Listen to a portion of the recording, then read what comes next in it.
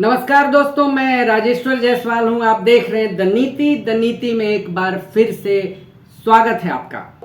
बिहार जो है प्राचीन काल से ही बहुत महान लोगों की धरती रही है, बहुत बौद्धिकों की धरती रही है। उसमें एक नाम इधर और भी जुड़ गया है, उनका नाम प्रशांत किशोर है। तो बिहार के जो लोग हैं, जनता है, वोटर्स हैं, उनकी आशाएं जो है प्रशांत किशोर से लगी हुई हैं।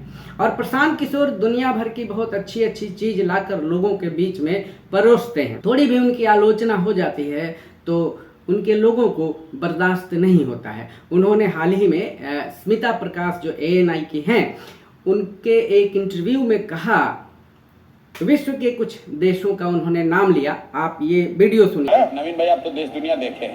न्यूजीलैंड में कौन सी बड़ी इंडस्ट्री का नाम आप जानते हो? हमको बता दो। न्यूजीलैंड के मॉडल को बिहार के बारे में सुन तो लो, यही तो बात कर रहे हैं भाई। सिंगापुर में तो कोई इंडस्ट्री नहीं है, न्यूजीलैंड में तो कोई इंडस्ट्री नहीं है, सर्विस सेक्टर है ना। सुन तो लो, फिनलैंड में तो कुछ नहीं है, स्वीडन में तो कुछ नहीं है। अरे वहाँ, अरे मेरे भाई, स्वीडन में, नॉर्वे में जो बड़ी फैक्ट्रियां, बता दो आप हमको कौन है भाई। सब वहाँ पर क्या है, बट बिहार जैसी जो इकोनॉमी है, यहाँ बड़े इंडस्ट्रियल पार्क नहीं बन सकते। एक तो हम लोग लैंडलॉक्ड हैं, दूसरा पॉपुलेशन डेंसिटी ज्यादा है। In the first phase we have to boost up our education and service sector and we have kids. आपने सुन लिया, उन्होंने बोला कि स्वीडन जो है उसमें, न्यूजीलैंड में, सिंगापुर में, फिनलैंड में कोई बड़ा उद्योग नहीं है, कोई बहुत ज़्यादा इस तरह की फैक्ट्रियां नहीं है। जो भी है वो सुन लिया आपने। छोटा वीडियो है, सारा मैं नहीं डाल रहा हूँ क्योंकि वो लंबा हो जाएगा। आप कहीं और देख सकते हैं, उसे ANI पर देख सकते हैं। उसमें एक श्रीमान नवीन है, उन्होंने बहुत अच्छा सवाल किया उनसे बिहार के संदर्भ में, क्योंकि आप कहीं कुछ करना चाहते हैं तो उस देश काल का ध्यान रखना होता है आपको। तो वो उन पर भड़क गए, सवाल भी पूछ दिया उनसे। खैर वो अलग बात है, हमारा वो नहीं कहना है। उनका ये कहना है प्रशांत किशोर जी का कि ये जो देश हैं उसमें उद्योग नहीं है, लेकिन मेरा कहना है कि उन देशों में उद्योग हैं। जिस तरह उस देश की परिस्थितियां हैं उसी तरह वहां पर उद्योग धंधे बनाए गए हैं। जरूरी नहीं है कि सब जगह फैक्ट्री ही हो। उन्होंने लैंडलॉक स्टेट की बात की है, तो लैंडलॉक जो है वो दिल्ली भी है, हरियाणा भी है। वहाँ कौन सा समुंदर है? क्या वहाँ इंडस्ट्री नहीं है? लेकिन हमने सोचा कि ये पड़ताल किया जाए कि जो प्रशांत किशोर ने बोला है कि नहीं यहाँ पर ये इंडस्ट्री नहीं है उन देशों की, तो हमने थोड़ा सा रिसर्च किया है। देखिए दोस्तों, जिन लोगों के पास भी ये इस तरह के यूट्यूब हैं, जो छोटे छोटे यूट्यूब्स हैं, जो छोटे छोटे यूट्यूब चैनल हैं, लेकिन उनका कोई आका नहीं है, वो खुद से करते हैं। वो रिसर्च में टाइम लगता है और उनको परोसने में भी थोड़ा समय लगता है, एडिटिंग में समय लगता है। लेकिन मैंने सोचा कि हो सकता है कि प्रशांत किशोर यहाँ किसी भी अन्य लोगों से ज़्यादा देश दुनिया घूमे हुए हैं, तो वो ज़्यादा जानते होंगे। और ठीक बात भी है, वो ज़्यादा जानते हैं। लेकिन एक बात और है दोस्तों, दुनिया जो है इंटरनेट के कारण एक ग्लोबल विलेज में बदल गई है। आप नेट पे सब कुछ देख सकते हैं और एक जगह देख के कंफर्म नहीं कर सकते हैं, उसको कई जगह से आप देख सकते हैं। मैंने कुछ रिसर्च किया है उन देशों पर, गूगल से किया है, फिर ग्रोक से किया है, वो कुछ तथ्य मिले हैं। आप देखिए इसमें क्या है। स्वीडन नामक एक देश की बात उन्होंने बोली है, तो देखिए दोस्तों, स्वीडन में इंडस्ट्री है। ग्रोक से पूछिएगा ना तो वो सीधा एक जवाब देता है, उसमें यस नो वाली बात भी आती है कि नहीं ऐसा नहीं है, वहाँ इंडस्ट्री है, उद्योग है और इस तरह वो सारा एक लिस्ट देता है। वो स्वीडन पर बताया, गूगल ने भी बताया और ग्रोक ने भी बताया कि स्वीडन में इंडस्ट्री है।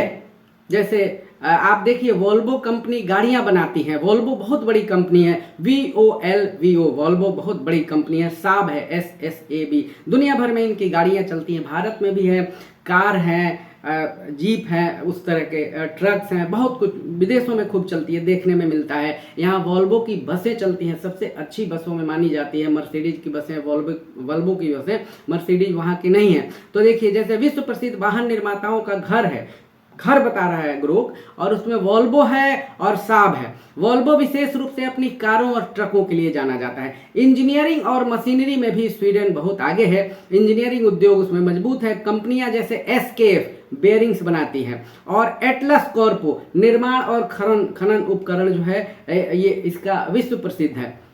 उसी तरह दूरसंचार है दोस्तों। आप सभी लोग इरिक्सन कंपनी को जानते होंगे, देश में बहुत सारे इंजीनियर्स हैं, सभी जानते हैं। हम लोग जो है, जो ह्यूमैनिटी के स्टूडेंट रहे हैं या जो आर्ट्स पढ़े हुए, इतिहास भूगोल इस तरह के लोग, वो कम जानते हैं, लेकिन जो लोग भी इंजीनियर हैं, जो डोनेशन वाले भी हैं, वो भी जानते होंगे। इरिक्सन यह विश्व में दूरसंचार उपकरण और 5G प्रौद्योगिकी में अग्रणी है।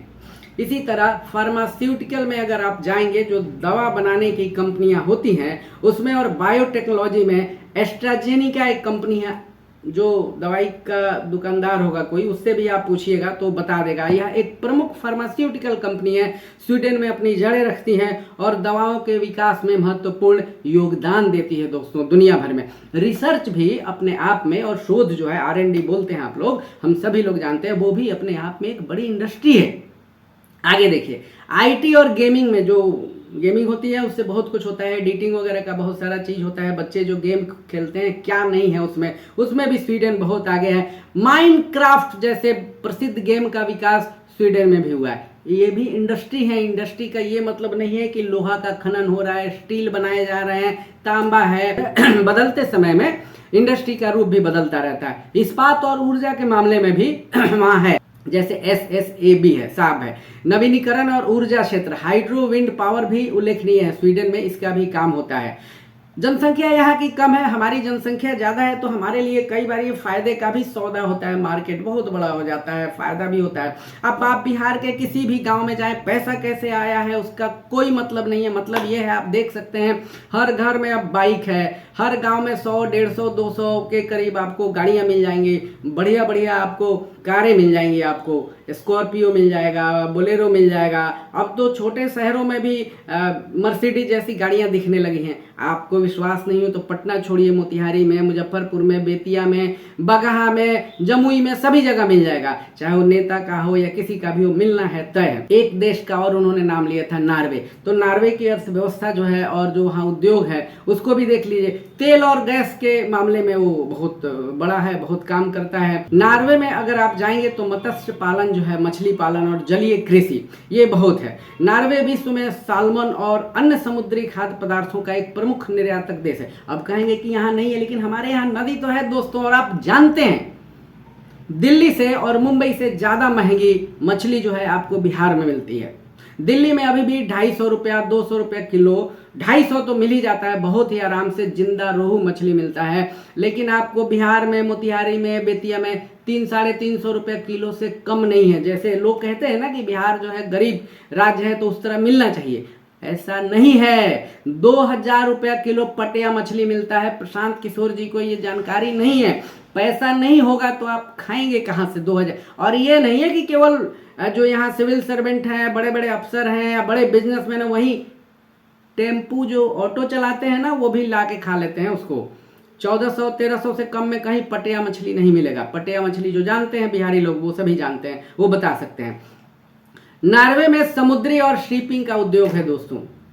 मैं केवल ये कह रहा हूं कि उन्होंने बताया है कि उद्योग नहीं है। मेरा इससे मतलब नहीं है कि बिहार में क्या हो सकता है, नहीं हो सकता है। मैं भी बताऊंगा कि क्या हो सकता है, नहीं हो सकता है। तो नॉर्वे का समुद्री उद्योग जो है वो विश्व प्रसिद्ध है, जिसमें जहाज निर्माण, शिपिंग सेवाएं, अपतटीय समुद्री प्रौद्योगिकी शामिल है। नॉर्वे की कंपनियां जैसे विल है, WILH, विलमैन है, ये वैश्विक रूप से शिपिंग में अग्रणी है, अर्थात जहाज बनाती हैं, क्रूज वगैरह बनता है, या मान लीजिए मछली पकड़ने का जहाज है, बहुत तरह के हैं उसमें भी। अब तो आप यहाँ के शहरों में भी देख लीजिए, बिहार सरकार ने ये व्यवस्था की है कि बहुत जगह आप जब जाएंगे तो देखेंगे कि वाटर स्पोर्ट्स जो है वो है, या उसमें घूमने के लिए आप बेतिया में जाइए, मोतिहारी में जाइए, जहाँ भी झील है वहाँ पे वो नाम मैं भूल रहा हूँ, वो मिल जाएगा। और छोटे छोटे जो हैं वो बोट्स हैं, वो बहुत तेज़ी से चलाए जाते हैं। बच्चे उसमें बैठते हैं, महिलाएं बैठती हैं, यंगस्टर्स बैठते हैं, और वो नदी में घूमते हैं खूब जम के और आनंद लेते हैं एक तरह से। वो भी उद्योग ही है, छोटा है, वो बाद में बड़ा हो जाए। नॉर्वे में हाइड्रो पावर और नवीनीकरण जो है, नवीकरणीय ऊर्जा है। हाइड्रो पावर और नवीकरणीय ऊर्जा है। नॉर्वे की बिजली का लगभग 95% हाइड्रो पावर से उत्पन्न होता है। क्या दोस्तों, नदियों की कमी है क्या? हम बाढ़ बाढ़ चिल्लाते रहते हैं। प्रशांत किशोर अगर ये कहते कि हम जैसे ही आएंगे सबसे पहले क्या व्यवस्था करेंगे। आप लोगों को पता भी होगा कि यहाँ बाढ़ केवल विभीषिका नहीं है, बाढ़ बहुत लोगों के लिए फायदे का भी सौदा है, खास करके सरकारी अधिकारियों का, कुछ नेताओं का।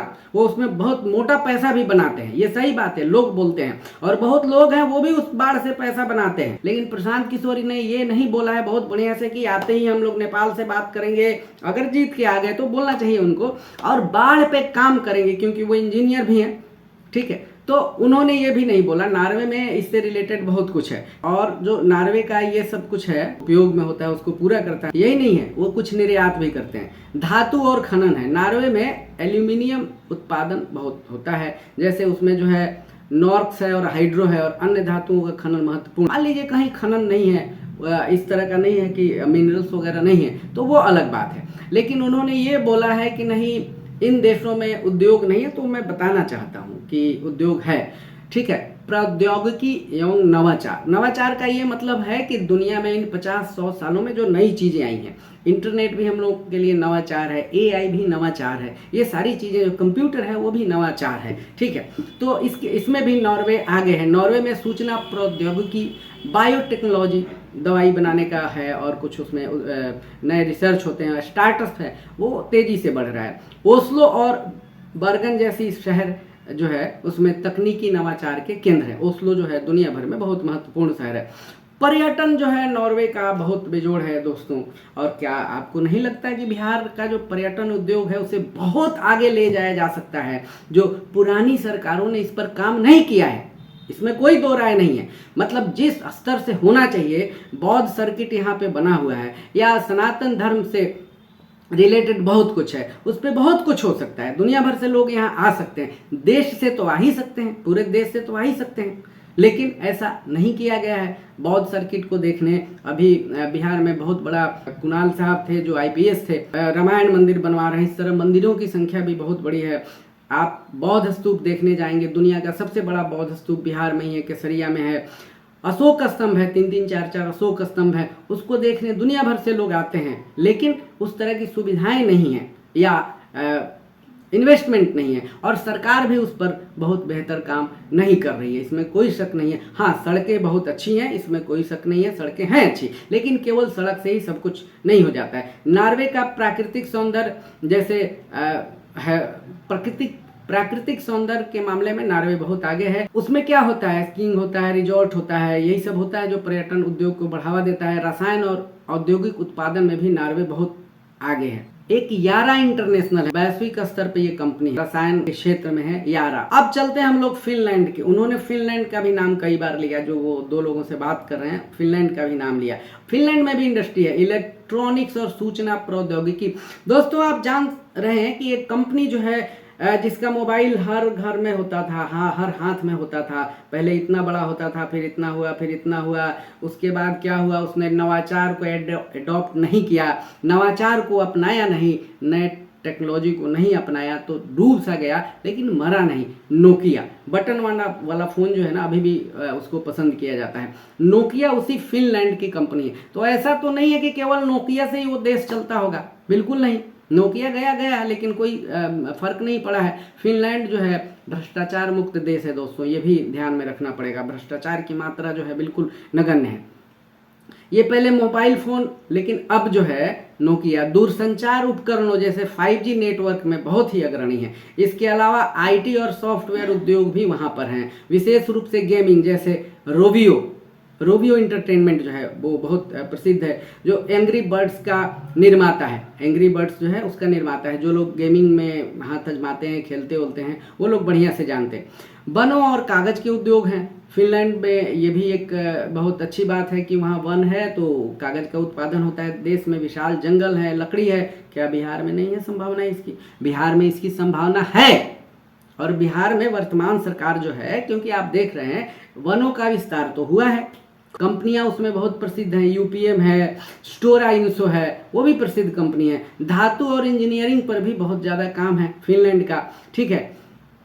वार्सिला एक कंपनी है, जहाज इंजन और ऊर्जा समाधान में विशेषज्ञता रखती है। और कून है, लिफ्ट और एक्सलेटर के लिए प्रसिद्ध है। बिहार के छोटे छोटे शहरों में आप जाएंगे, होटल है, किसी किसी होटल में तो 5-5, 7-7 लिफ्ट है और होटल का व्यवसाय यहाँ खूब चल रहा है, चाहे वो बारात के लिए हो, कॉन्फ्रेंस के लिए हो, इन सभी चीज़ों में होटल का उपयोग होता है। रसायन और ऊर्जा उद्योग जो है वो भी नेस्ट जैसी कंपनी, वो बायोडीजल और टिकाऊ ईंधन में वैश्विक नेता है। फिनलैंड की कंपनी है नेस्टे, NEST, वो कंपनी जो है बायोडीजल और टिकाऊ ईंधन में वैश्विक नेता है। बिहार में आम है, लीची है, केला है, बहुत तरह के फल हैं, इस पर काम हो सकता है। प्रशांत किशोर को चाहिए था कि वो एक ब्लूप्रिंट बनाते और लोगों के सामने रखते।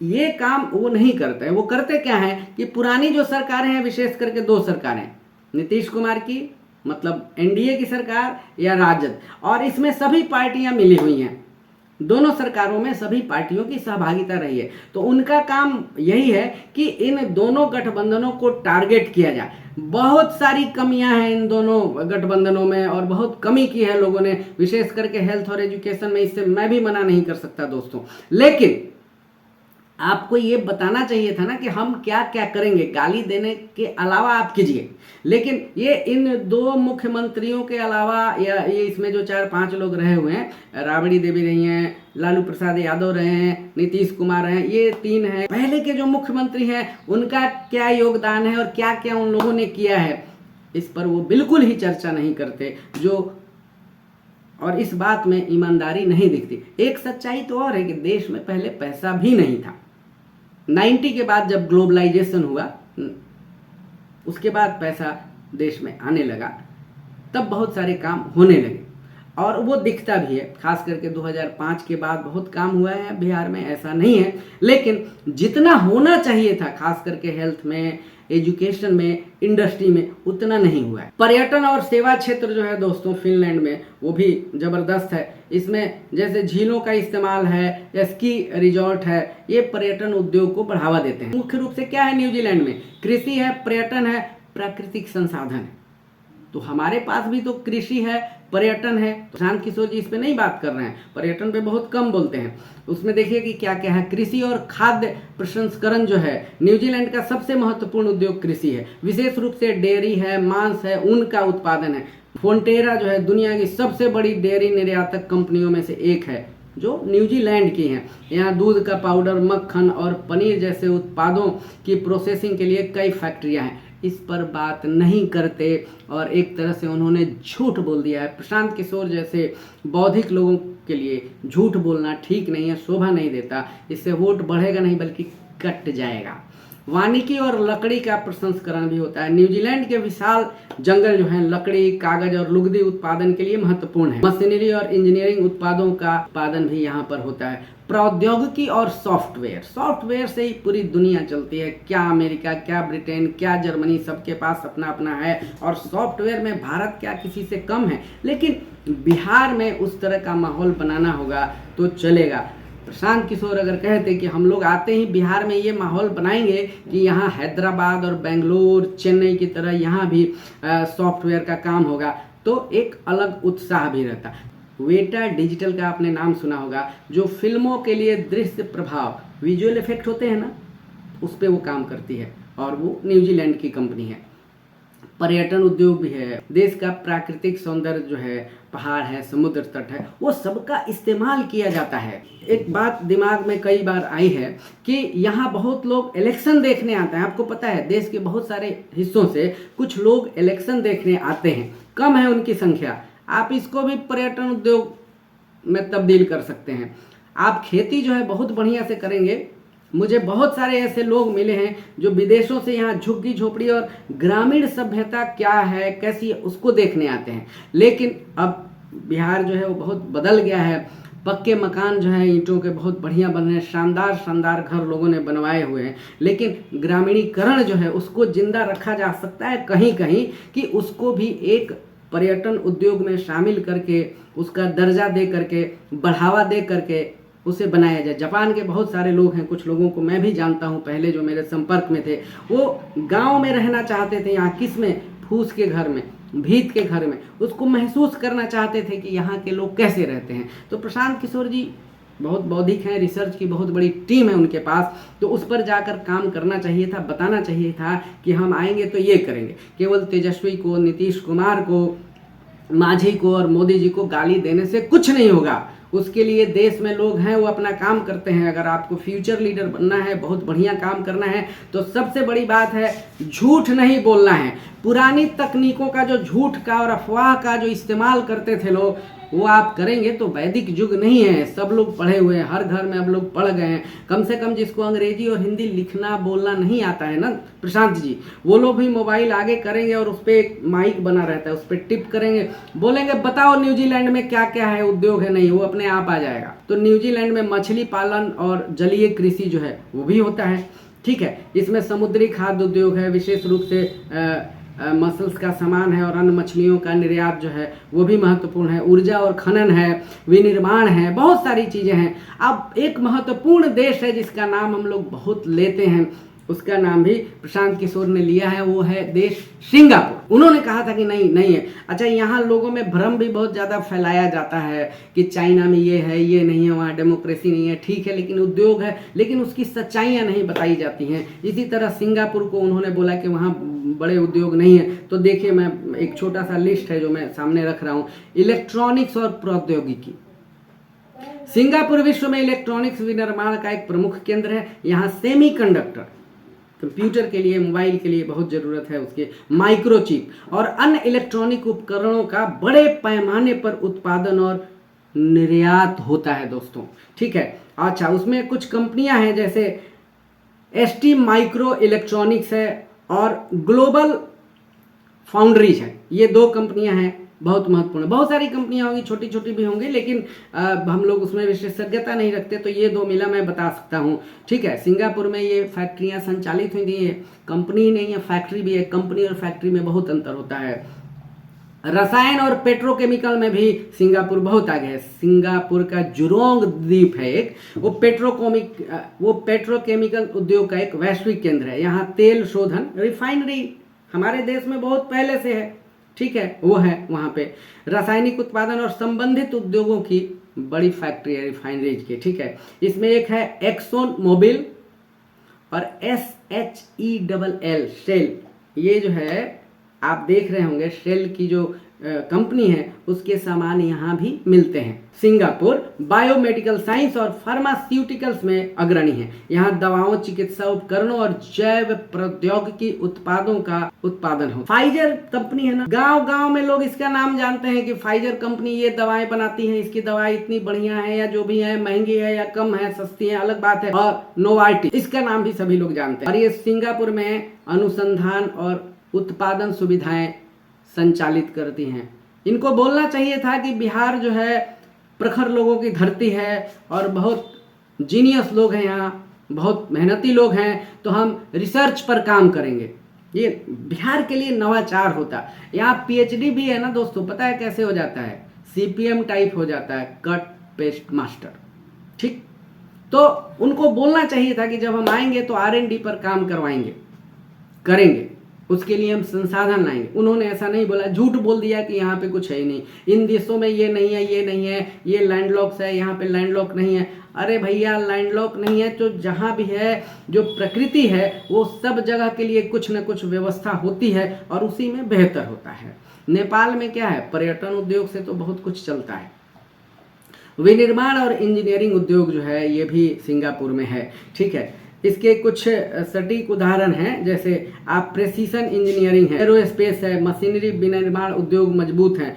Roles Royce and parts and Whitney जैसी कंपनियां यहाँ विमान, इंजन और घटकों का उत्पादन करती है। समुद्री और शिपिंग, सिंगापुर विश्व का सबसे व्यस्त बंदरगाहों में से एक है और इसका समुद्री उद्योग, जिसमें जहाज निर्माण, मरम्मत और अल्प तटीय उपकरण बहुत विकसित है। मतलब तट के पास बहुत सारे काम होते हैं, उसके लिए बहुत सारी जो टूल्स वगैरह तैयार किए जाते होंगे, उपकरण, उसमें सिंगापुर बहुत अग्रणी है। वित्तीय और तकनीकी से, फिनांस के बगैर क्या है, यद्यपि यह सीधे विनिर्माण नहीं है, ठीक है। सिंगापुर का सेवा क्षेत्र विशेष रूप से वित्त, तकनीकी और डेटा सेंटर अर्थव्यवस्था का एक बड़ा हिस्सा है।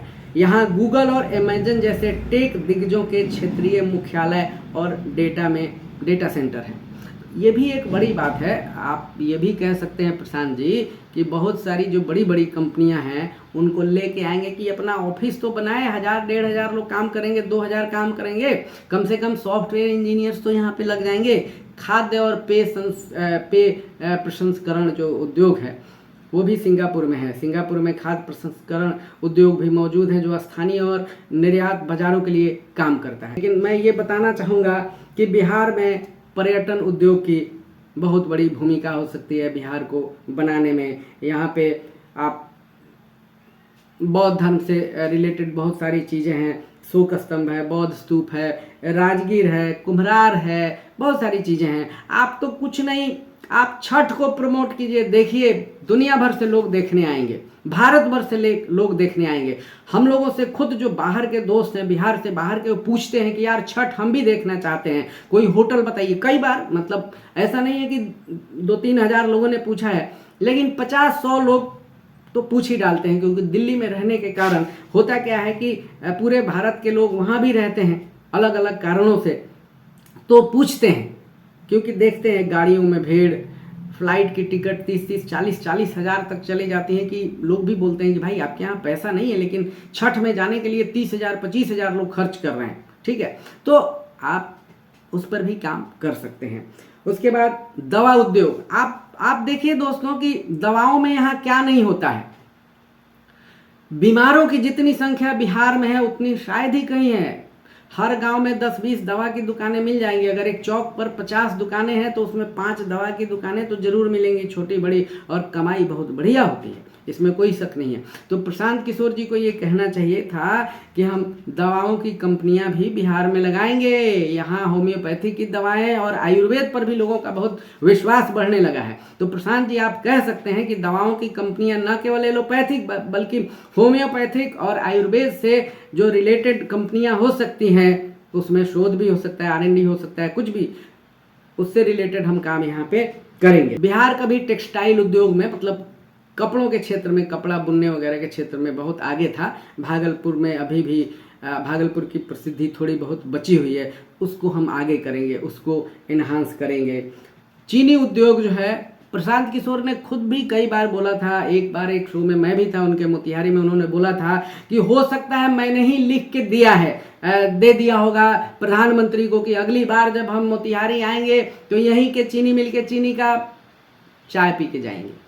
तो प्रशांत किशोर जी का तो ये पुराना शगल रहा है, झूठ बुलवाया उन्होंने और अब खुद भी उसी चीज़ को डिलीवर कर रहे हैं। तो ये नहीं बोलना चाहिए, लेकिन फिर भी चीनी उद्योग जो है यहाँ पे चल सकता है, उस पर काम हो सकता है, तो उनको बोलना चाहिए था। बहुत पहले जब वो पदयात्रा कर रहे थे तो उसमें ईख की क्या क्या समस्याएं हैं, गन्ना उद्योग की क्या क्या समस्याएं हैं पूछते थे। उस समय थोड़ा पॉजिटिव चलते थे, लेकिन अभी थोड़ा सा बौखलाहट में लग रहे हैं या गड़बड़ा गए हैं। तो उनके लोगों को सलाह देनी चाहिए कि प्रशांत जी ऐसा न करें, आप लोगों को बताएं हम आएंगे तो ये करेंगे, इस हिसाब से करेंगे, इस तरह करेंगे।